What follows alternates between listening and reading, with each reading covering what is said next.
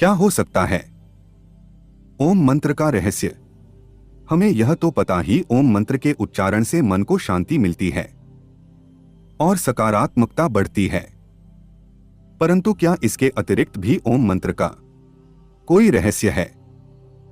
ओम का रहस्य जानने से आपको ब्रह्मांड के सीक्रेट कोड 3, 6, 9 में से 3 नंबर वाली पहली चाबी मिल जाएगी, जिससे आप सबसे बड़े खजाने के सभी ताले खोल सकते हैं और संसार में सबसे अमीर व्यक्ति भी बन सकते हो। और साथ में यह भी जान सकते हो कि आत्मा क्या है, मोक्ष क्या, ब्रह्मा क्या है, तुम संसार में क्यों आए हो और तुम्हारा उद्देश्य क्या है।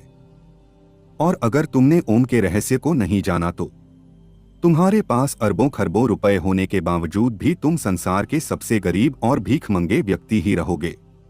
और ओम मंत्र का यह रहस्य तुम वेदों और उपनिषदों से प्राप्त कर सकते हो। लेकिन अगर तुम्हारे पास इतना समय नहीं है कि तुम इनका अध्ययन कर सको, तो आपको हमारी इस प्रस्तुति को अंत तक एकाग्रचित होकर जरूर देखना चाहिए। ओम नमः शिवाय। आप सभी शिव भक्तों का आपके अपने YouTube चैनल भगवत ज्ञान कथा में हार्दिक स्वागत है। ओम सनातन धर्म का प्रतीक है और यह शिव का भी प्रतीक है। ओम एक ऐसी ध्वनि या मंत्र है जो अनगिनत रहस्य को अपने अंदर समेटे हुए हैं। और अमेरिका की ऑक्सफोर्ड यूनिवर्सिटी में डायरेक्टर रह चुके पीटर रसेल ओम मंत्र पर गहन अध्ययन कर रहे हैं। वो कहते हैं ओम ही ब्रह्मांड की एक ऐसी ऊर्जा है जिससे यह ब्रह्मांड बना है। यूनाइटेड स्टेट में अलग अलग जगह पर रिसर्च चल रहा है कि ओम की ध्वनि का हमारे शरीर पर क्या असर पड़ता है। इस रिसर्च में जब अलग अलग ध्वनि को ऊंची आवाज में बजाया जाता है तो हर ध्वनि का असर शांत पड़े पानी पर अलग अलग पड़ता नजर आता है, लेकिन ओम की ध्वनि का असर पानी पर सबसे अलग पड़ता है। रिसर्चर खुद हैरान है कि ओम की ध्वनि के बजने पर पानी पर ऐसी आकृति बनती है जैसे कि सनातन धर्म में बताए गए श्री यंत्र की आकृति होती है। ओम के सिवा कोई ध्वनि ऐसी आकृति नहीं बनाती थी। रिसर्चर ने बताया कि ओम की ध्वनि बहुमूल्य ज्ञान का खजाना है। और जब प्राचीन काल में एक सन्यासी को लगा कि गुप्त मंत्र से बड़े बड़े खजाने के ताले तोड़े जा सकते हैं, तो यह सन्यासी गुप्त मंत्र की तलाश में एक बड़े आश्रम में जाता है। वहां के आचार्य से कहता है कि आप मुझे मूल्यवान गुप्त मंत्र दीजिए। तो आचार्य ने कहा कि मैं तुम्हें गुप्त मंत्र तो दूंगा, लेकिन तुम्हें सालों तक यहां रहकर सेवा करनी होगी। सन्यासी ने सेवा करते करते सालों बिता दिए। एक दिन सन्यासी आचार्य के पास गया और बोला कि अब तो वह गुप्त मंत्र मुझे दे दीजिए। तो आचार्य ने कहा कि ठीक है, मैं तुम्हारे कान में वह गुप्त मंत्र कहूंगा। सन्यासी नजदीक गया तो आचार्य ने ओम मंत्र दिया। सन्यासी खुश हो गया। वह वहां से चला गया और ओम का जाप करने लग। लेकिन कोई धन की प्राप्ति नहीं हुई तो उसे संदेह हुआ कि आचार्य ने उसके साथ धोखा किया है। वह जब बाहर निकला तो एक मां उसके बेटे को बुला रही थी कि ओम बेटे यहां आओ। तो सन्यासी चौंक गया, क्योंकि यहां तो किसी के बेटे का नाम ही ओम था। जब वह और आगे गया तो कुछ ब्राह्मणों को देखा जो हरि ओम बोल रहे थे। सन्यासी ने कहा, अच्छा यहां भी ओम बोला जा रहा है। सन्यासी रास्ते में और आगे बढ़ा तो कुछ विद्यार्थियों को ओम शांति ही बोलते हुए सुना। तो सन्यासी कहने लगा, कहीं कि आगे ओम बोला जा रहा है तो कहीं वाक्य के पीछे ओम बोला जा रहा है। इस ओम मंत्र को तो सभी जानते हैं, तो यह ओम का मंत्र कैसे गुप्त मंत्र हो सकता है? निश्चित ही मेरे साथ धोखा हुआ है। वह अपने आचार्य के पास गया और कहने लगा, आचार्य आपने मुझे यह कैसा मंत्र दिया है? इसे तो हर कोई जानता है, तो फिर यह कैसे गुप्त मंत्र हो सकता है? आप मुझे कोई दूसरा गुप्त मंत्र दीजिए जिससे मुझे खजाने की प्राप्ति हो। आचार्य बोले, ठीक है, मैं तुम्हें दूसरा गुप्त मंत्र दूंगा, लेकिन तुम्हें मेरा एक काम करना होगा। आचार्य भीतर जाकर एक पत्थर लेकर आए और सन्यासी से बोले, यह लो सन्यासी, इसे बाजार में ले जाओ और इसका मूल्य जानकर आओ। याद रहे, इस पत्थर को बेचना नहीं है। सन्यासी पत्थर को लेकर बाजार में गया और सब्जी वाले को दिखाया। सब्जी वाला बोला, यह तो मेरे बाट के बराबर है, मैं उसके बदले में तुम्हें शिवा बैंगन के कुछ नहीं दे सकता। सन्यासी उस पत्थर को लेकर फिर कपड़े वाले के पास गया तो कपड़े वाला बोला, क्या हमें उल्लू समझा है? पत्थर बेचकर हमें ठगना चाहते हो? चलो यहां से जाओ। सन्यासी पत्थर को लेकर पूरे बाजार में फिरता रहा, लेकिन किसी ने उसका मूल्य नहीं बताया और किसी ने उसको मुफ्त में भी नहीं लेना चाहा। फिर सन्यासी उस पत्थर को लेकर एक जौहरी की दुकान पर गया। जौहरी ने उस पत्थर को देखा और बोला, कहां से मिला तुम्हें इतना कीमती रत्न? यह तो बहुत ही मूल्यवान रत्न है।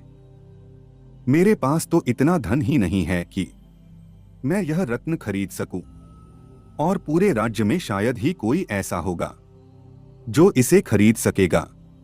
सन्यासी उस पत्थर को लेकर अपने आचार्य के पास वापस आया और आचार्य से कहने लगा, आचार्य, जौहरी इसे मूल्यवान बता रहा था और दूसरों के लिए यह एक पत्थर मात्र था।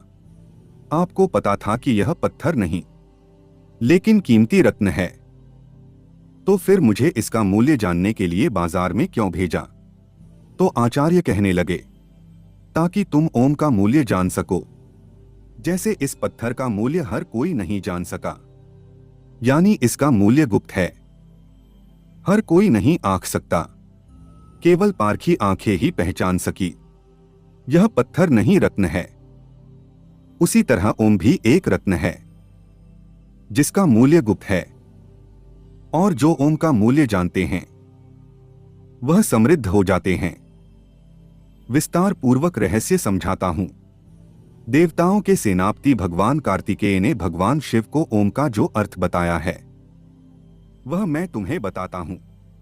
ओम एक ऐसी प्राकृतिक ध्वनि है जो बिना किसी टकराव से उत्पन्न होती है। इसे तुम अक्षर, शब्द, ध्वनि या नाद भी कह सकते हो। ओम में 3 ध्वनियां हैं जिसे मात्रा कहा जाता है। वे है अध्वनि, उध्वनि और मध्वनि। जब अध्वनि और उध्वनि मिलते हैं तो ओ ध्वनि बनाता है, और जब उध्वनि से म मिल जाता है तो ओम बनता है। ओम की 3 ध्वनियों से ही समस्त विश्व की सभी भाषाएं और बोलियां बनती हैं, और गूंगा भी अध्वनि, उध्वनि और मध्वनि, यह 3 ध्वनियां बोल सकता है। आपकी भाषा कोई भी हो, लेकिन जब आप उच्चारण के लिए मुंह खोलते हैं तो सबसे पहले अ की ध्वनि ही निकलती है, और जब तुम उच्चारण के अनंत मुंह बंद करते हो तो म की ध्वनि ही निकलती है, और जब तुम होठों को पास लाकर मुख को आधा खुला और आधा बंद रखते हो तब उ की ही ध्वनि सुनाई पड़ती है।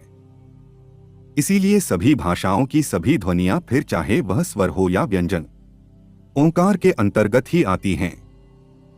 इसलिए ओम विशिष्ट वैश्विक ध्वनि है। ओम ईश्वर का प्रतीक भी है। मांडू के उपनिषद के अनुसार ओंकार जगत की उत्पत्ति और लय का प्रतीक है। अध्वनि सर्जन को दर्शाती है, उध्वनि सांसारिक प्रपंच को दर्शाती है, और मध्वनि इस समग्र संसार की लय को दर्शाती है। ओंकार आत्मा की 3 अवस्थाओं को भी दर्शाता है। पहली स्थिति है जागृत। इस अवस्था में जीवात्मा अपने स्थूल अंगों और इंद्रियों से भोगों को भोगता है। दूसरी स्थिति है स्वप्न। इस अवस्था में जीव अंतःप्रग होकर जागृत अवस्था में भोगे हुए भोगों को अपने मन के द्वारा अनुभूति करता है। तीसरी अवस्था है सुसुप्ति। इस स्थिति में जीवात्मा आनंदमय ज्ञान स्वरूप हो जाती है और ज्ञान से परमानंद को प्राप्त करती है, और इन तीनों अवस्थाओं के बाद आत्मा ब्रह्मलीन हो जाती है। इस अवस्था में आने के बाद आत्मा अद्वैत शिव ही शिव रह जाती हैं। अब उसे जीव जगत और ब्रह्मा के भेद का प्रपंच नहीं रहता, और उसे अनाहत नाद ओम सुनाई देता है।